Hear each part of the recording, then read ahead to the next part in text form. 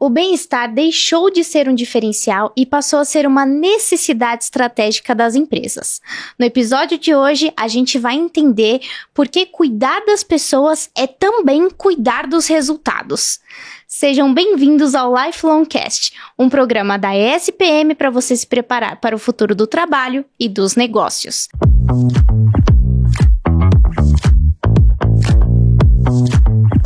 Eu sou Carolina Ferraz, analista de comunicação da ESPM, e para discutir esse tema, hoje eu estou com a Fátima Terezinha Mota, especialista em gente e gestão e professora da ESPM. Seja bem-vinda, Fátima. Muito obrigada, é um grande prazer estar aqui com vocês novamente, muito bom. Bom, Fátima, para a gente começar a nossa conversa, eu queria te perguntar, quais são os reais impactos do bem-estar nos resultados das empresas? Existe uma relação direta entre bem-estar, produtividade e inovação? Olha, Carol, primeiro a gente precisa pensar o seguinte, o que nós entendemos como bem-estar, né?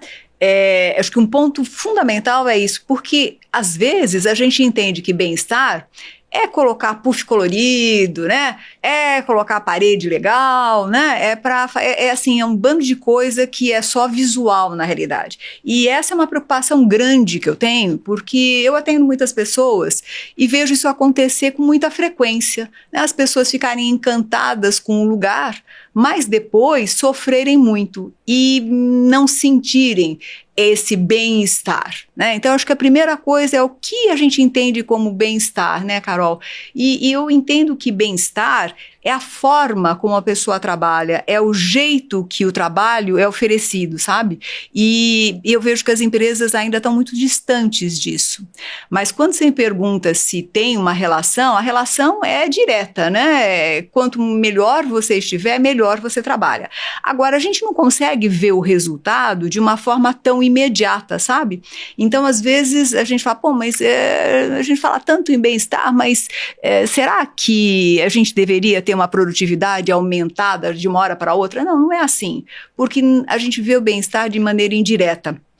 Por exemplo, o turnover cai, o absenteísmo cai, o presenteísmo cai, as falhas caem, os erros caem, sabe? Então, quando eu estou bem, a produtividade melhora porque tudo isso também melhora, ou seja, caem esses índices que são importantes e também aumenta a capacidade cognitiva. Eu acho que você já deve ter sentido isso.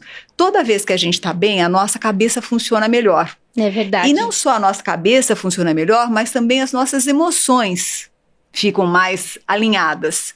E aí, eu tenho uma capacidade de decisão muito melhor. Sabe? Tudo é mais harmônico. Eu trabalho de bem com a vida. Agora, esse eu acho que é um acréscimo, né, muito grande, é um bem muito grande na produtividade. E, além disso, tem também uma sustentação da energia emocional. E quando a gente fala em sustentação de energia emocional, nós estamos falando também da possibilidade de inovação, né? Porque quando a energia da equipe está legal, existe colaboração, a inovação acontece. Então, inovação e produtividade estão absolutamente ligadas a esse bem-estar. No entanto, a gente precisa entender o que é esse bendito bem-estar. Não é algo passageiro, não é alguma coisa só visual, mas é a forma como o trabalho é oferecido e vivido pelas pessoas. E isso muda de pessoa para pessoa, hein? Esse que é o problema. O bem-estar não é alguma coisa... Claro, existem os conceitos, né? Isso que eu estou falando para vocês, que é a forma como o trabalho é oferecido, mas não é só isso, porque tem a questão da pessoa em si, o que ela entende como bem-estar. Né? Então, é uma coisa aí para a gente conversar aos poucos. Não sei se você vai querer que eu fale mais, você vai perguntando o que você quiser. Não, eu achei ótimo. É como você falou, é uma coisa muito perceptível. Não tem como não notar, né? Vai ficar na cara ali. E seguindo nessa linha, eu ia te perguntar, o que diferencia as empresas que tratam o bem-estar de forma estrutural daquelas que trazem só ações pontuais? Pra gente trazer um pouquinho na prática. Como é que isso fica evidente? Nossa, essa é uma pergunta fantástica, né, Carol? Porque assim, olha, quando você fala em coisas pontuais, Você fala ações específicas que acontecem numa data específica, que tem no calendário que você precisa cuidar de uma determinada, um determinado evento, vai. E assim são eventos que marcam, mas passam. Quando nós falamos em bem-estar de uma forma estrutural, é algo que a empresa valoriza e preserva, principalmente a partir das lideranças, sabe? E tem um caso muito, muito legal, né, que eu vivi, estou vivendo agora, eu dou mentoria para vários executivos, e tem uma executiva que ela fica em Londres, inclusive, e é incrível porque ela chora todos os dias. Olha que interessante. Meu Deus. É uma executiva, mas assim, ela chora porque ela não consegue se sentir bem naquilo que ela está fazendo. Dá até agonia, né, de falar, porque você fala, como é que alguém pode levantar todos os dias chorando porque ela não se sente bem? E aí eu fui perguntar, né, por que você não se sente bem? O que está acontecendo? Claro, o trabalho todo foi em cima disso, em cima disso, e um dos aspectos cruciais é que o líder dela não dá apoio. Ela não tem apoio da liderança. Não que o líder não queira dar apoio, mas também o líder tem uma sobrecarga de trabalho tão grande que não dá o apoio que ela precisa. Então ela se sente abandonada, se sente sozinha, sente sem orientação, com um volume de trabalho imenso, uma pressão imensa e sem ter a quem recorrer.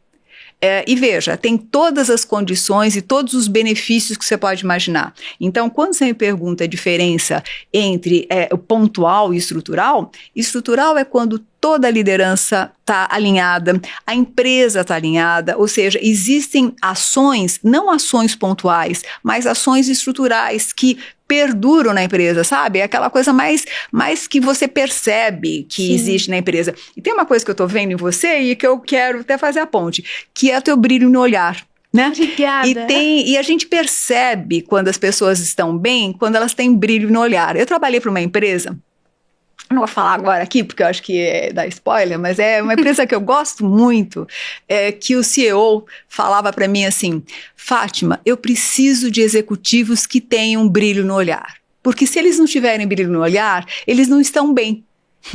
E todas as vezes que ele tinha um executivo que ele percebia que o olho não estava brilhando, ele falava, nem alguma coisa está errado com essa pessoa, vamos conversar com essa pessoa, vamos ver o que está acontecendo, porque ela não está bem. Então, esse cuidado que a liderança tem com as pessoas, para mim, reflete muito esse bem-estar bem, sabe? Esse cuidado em enxergar como é que a pessoa está e como é que a pessoa não está, independentemente da cor, do móvel e de outras coisas que são, no meu ponto de vista, às vezes supérfluas, né? Porque não adianta nada você colocar um bando de comida para a pessoa, bebida e jogo e não sei o quê, e a pessoa trabalhar desesperadamente e acabar tendo que tomar todos os remédios possíveis e imagináveis para dar conta da ansiedade, e que a gente sabe que isso vem aumentando muito, né? Ansiedade aumentando muito, suicídio aumentando demais, né? Burnout aumentando demais, porque as pessoas estão num mal-estar. Sim, né? Ter esse lado humanizado, né? Entender a necessidade das pessoas, o que elas querem, o que elas precisam. Não, achei ótimo que você trouxe um exemplo prático e, bom, dando sequência aqui. Pensando, né, você trouxe esse exemplo, pensando num passo a passo, né? Até pra gente tentar trazer para uma empresa que está querendo trazer isso de forma mais clara no dia a dia ali. Por onde uma empresa deve começar para trazer, né, o bem-estar ali de forma estratégica? Existe um passo a passo? Como é que começa? Tá. Olha, eu acho que um erro que a gente comete, às vezes, é começar pelo programa em si, né? A gente tem que começar escutando as pessoas. O que elas entendem como bem-estar, o que está atrapalhando esse bem-estar. Então, começar escutando as pessoas é o primeiro passo. Depois que você escuta, aí sim você pode pensar em quais as ações e principalmente como a gente envolve a liderança nisso. Porque tudo começa pela liderança, tudo começa pelo próprio CEO da empresa. Não dá para a gente pensar em ações que são feitas só por RH, sabe? RH, sem dúvida, é fundamental nesse processo, extremamente importante, mas não é um programa de RH, é um programa da empresa. Isso precisa ficar muito claro, inclusive nos valores da empresa, sabe? Na cultura da empresa. E nem sempre isso é tão fácil, porque se os valores e a cultura da empresa são inadequados ou são focados em pressão, custe que custar, sabe? Trabalho muito forte, etc., é difícil mudar, né? E hoje a gente sabe que a pressão está muito alta cada vez mais, as pessoas com uma carga de trabalho muito grande, e isso acaba sendo um problema. Então, quando a gente começa a pensar num programa, e olha, não depende de grandes empresas, viu? Eu queria dizer isso, que às vezes é mais fácil você encontrar em médias e pequenas empresas esse bem-estar do que em grandes empresas. Então, não que em grandes empresas não exista, mas é muito mais a forma como isso acontece do que o tamanho das empresas, sabe? Uhum. Então, veja, se você começa escutando as pessoas e começa tendo ações específicas em relação a esse bem-estar, e principalmente quando você faz uma análise em relação ao trabalho que é feito, como é feito esse trabalho, como ele é alinhado com as pessoas. Eu acho que esse é um ponto básico, sabe? Muitas vezes as pessoas ficam encantadas pelo trabalho em si, então passam por todo um processo de seleção, onde ficam encantadas porque a empresa tal, só que aí elas não conseguem entender o que é esperado delas efetivamente. Não existe um alinhamento. Aí já começa o mal-estar, sabe? Então, a partir do momento que o trabalho é observado, onde o alinhamento das expectativas é observado, onde a escuta continua acontecendo, onde os líderes são treinados e, acima de tudo, o respeito é estabelecido como um valor inegociável, sabe? Esse programa, ele se estabelece não com ações pontuais, mas como fazendo parte da própria cultura, né? E com certeza a empresa vai lucrar muito mais, com certeza as pessoas vão dar resultados muito melhores e maiores, e não tem essa necessidade de pressão absurda que a gente vê acontecendo assim em muitas empresas, né? Infelizmente. Uhum. E Fátima, a gente falou muito agora sobre como fazer, mas agora pensando num outro lado, como medir? Como é que a gente mede esse bem-estar sem reduzir a pessoas a métricas, né? Para ver que ele está sendo efetivo, que está sendo feito esse processo todo que a gente comentou aqui, que ele está funcionando da maneira correta. Olha, eu acho importante termos métricas, né? Porque se você não tiver métrica, você não tem gestão. Então, é importante ter métrica. Então, claro, ver índice de absenteísmo, índice turnover, os KPS, quer dizer, enfim, são vários os indicadores que se tem para identificar esse bem-estar. Agora, mais do que qualquer coisa, é escutando as pessoas novamente, ou seja, é um olhar qualitativo, conversando com as pessoas, fazendo pesquisas, entendendo um pouco melhor a realidade delas e não necessariamente só com pesquisas. Números são extremamente importantes, a gente sabe, precisa ter, só que eles não são suficientes para a gente ter uma gestão humanizada, sabe? Senão a gente fica só nos números e eles podem até ter um resultado bom, né, um número bom, e não necessariamente existir esse bem-estar. Então, no meu ponto de vista, precisa ter uma composição entre os números e os aspectos qualitativos mesmo, né, onde você consegue dar espaço para as pessoas, sabe? Porque é esse espaço de conversa, esse espaço emocional. E olha, eu não estou falando de perda de tempo, sabe? Porque às vezes a gente pensa assim, então vamos perder tempo. Não, não é perda de tempo. São conversas que se pode ter nas várias ações da empresa, né? A gente estava vendo agora, anteriormente, falando, por exemplo, de squads, né?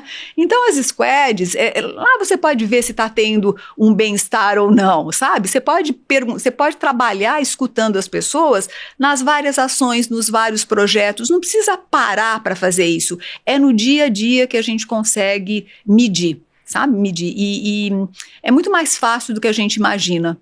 É muito mais observável do que a gente imagina. É só querer enxergar. Uhum. Às vezes a gente não quer enxergar. Poxa.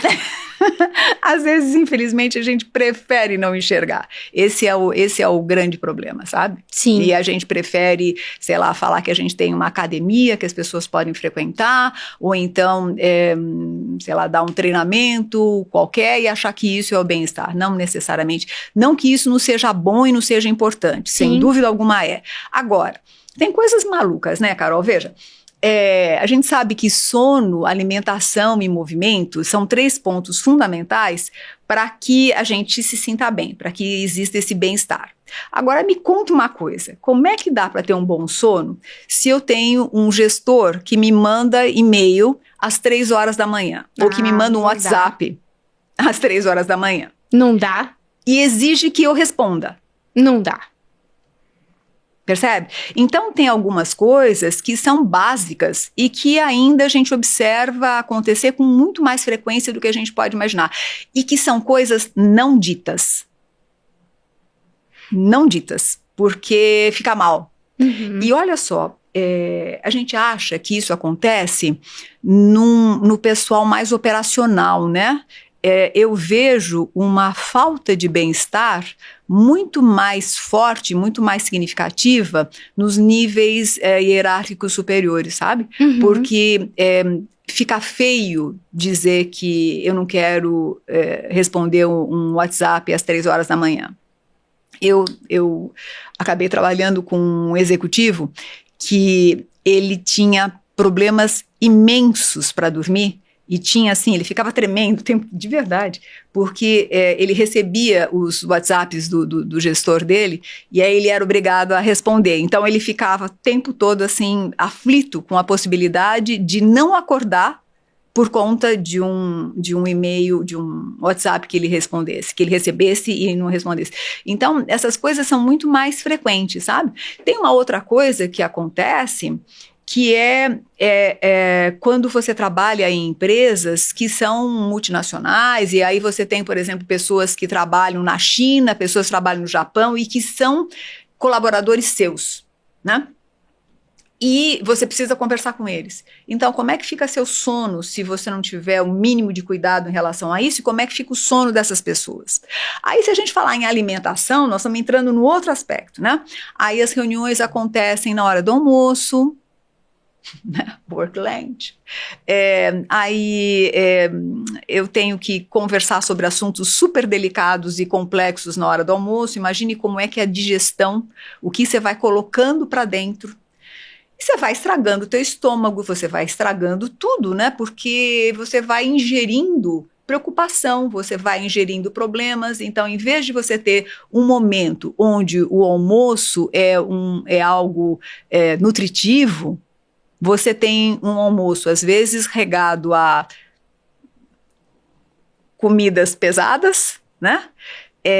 Que fazem mal, e, ao mesmo tempo, junto com uma série de questões aí, né, que vão prejudicando o próprio sistema digestivo, né?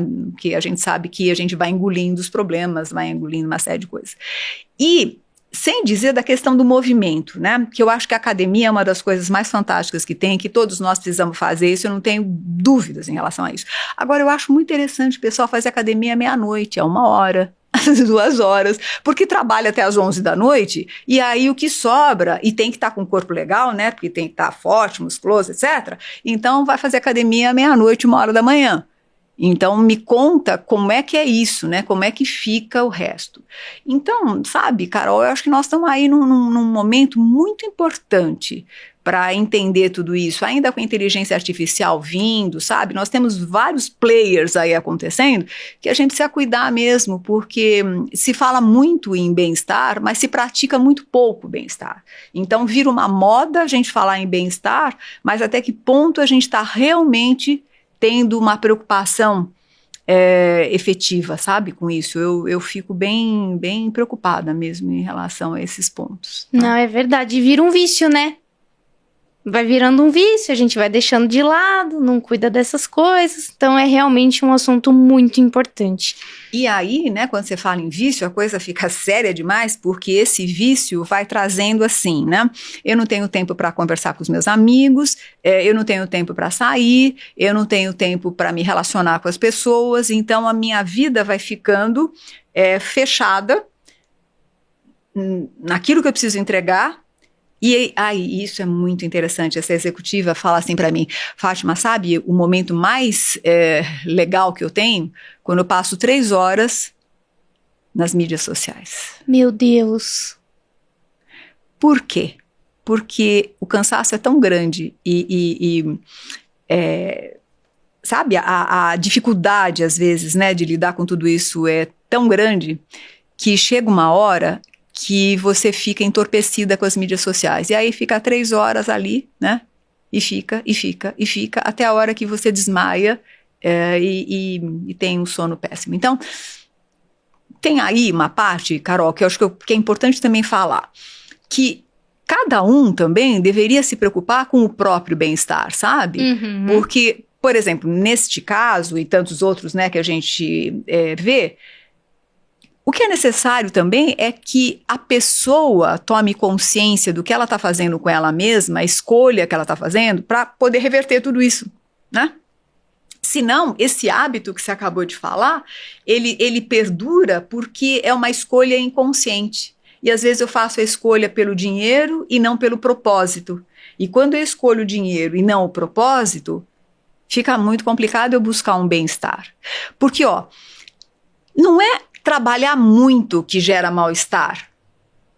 É trabalhar de um jeito que te faz mal. Uhum. É trabalhar em alguma coisa que não tem propósito. É trabalhar num exagero, numa pressão insustentável. Eu acho que são essas coisas que a gente precisava olhar e que cada um precisava perceber também e tomar decisões na vida, né? Sim, é o equilíbrio, né? Fazer tudo da maneira mais saudável possível. Exatamente. De todas as formas, né, que a gente comentou aqui. E Fátima, a gente tá indo pro fim da nossa conversa. Tá muito boa, gostei muito. E a gente falou muito de liderança aqui. Então eu queria encerrar com uma pergunta, que é a seguinte: que tipo de comportamento da liderança, de forma geral, afeta positivamente e negativamente o bem-estar dos colaboradores que a gente tanto falou aqui? Pensando no manual de boas práticas, vai. O que fazer e o que não fazer? Tá. Então, o que fazer? Primeiro, ter clareza naquilo que você quer e naquilo que você pede. Então, clareza é o primeiro ponto, né? Clareza nas expectativas, clareza no direcionamento, clareza nos pedidos, clareza nos horários, enfim, clareza do líder. Segundo, ter coerência.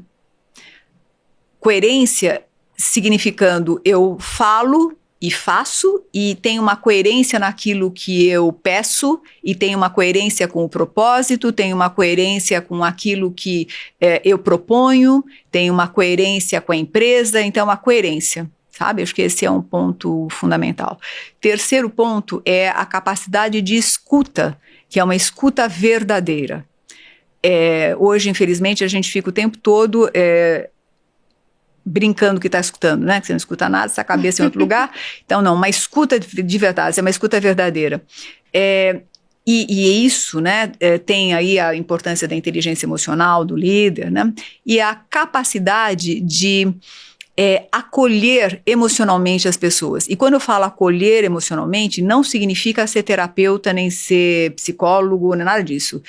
Significa você acolher mesmo, quando a pessoa não está bem, quando a pessoa está com alguma dúvida, quando a pessoa tem alguma necessidade de direcionamento maior, você acolher. Então, para ser simples, eu deixaria 4. Acho que eu poderia falar outras tantas coisas, mas eu acho que essas 4. Clareza, coerência, escuta e essa capacidade de acolhimento emocional são 4 pontos que ajudariam muito no bem-estar. Bom, e aí você me perguntou o que atrapalha. É o contrário disso, né? Então, o desrespeito em todos os sentidos, em termos de horário. Hoje a gente fala tanto, né, em respeito à diversidade, mas estamos longe disso, bastante longe, principalmente quando a gente fala de mulheres, né? tem bastante longe ainda. Então, eu acho que o respeito em todos os sentidos, o desrespeito, então, seria alguma coisa ruim, a não escuta, eu acho que, sabe, aquela postura que você tem de desqualificação, quando um líder desqualifica, quando ele não dá feedback, quando ele não orienta, quando ele não alinha as expectativas, enfim, quando ele não é líder, né? E outra coisa que eu acho que é importante, o ambiente colaborativo, quando você tem uma equipe que funciona bem, é gostoso você estar trabalhando junto. Agora, quando você tem uma equipe disfuncional, é muito ruim. Então, também cabe ao líder propiciar esse trabalho em equipe, né? E observar quando a equipe está disfuncional. Então, eu acho que seriam esses pontos, assim, de uma maneira concisa, para não ocupar muito tempo, eu diria que seria isso. Não, perfeito. Fechou com chave de ouro. Adorei os exemplos e, Fátima, o papo foi ótimo. Muito obrigada pelo tempo, pelos conselhos, por tudo. Eu que agradeço. Muito obrigada por estar aqui mais uma vez. Gostou do episódio de hoje? Então siga o Lifelong Cast na sua plataforma favorita e avalie o programa. E para continuar o seu processo de aprendizado constante, acesse espm.br e conheça os nossos cursos. Até a próxima!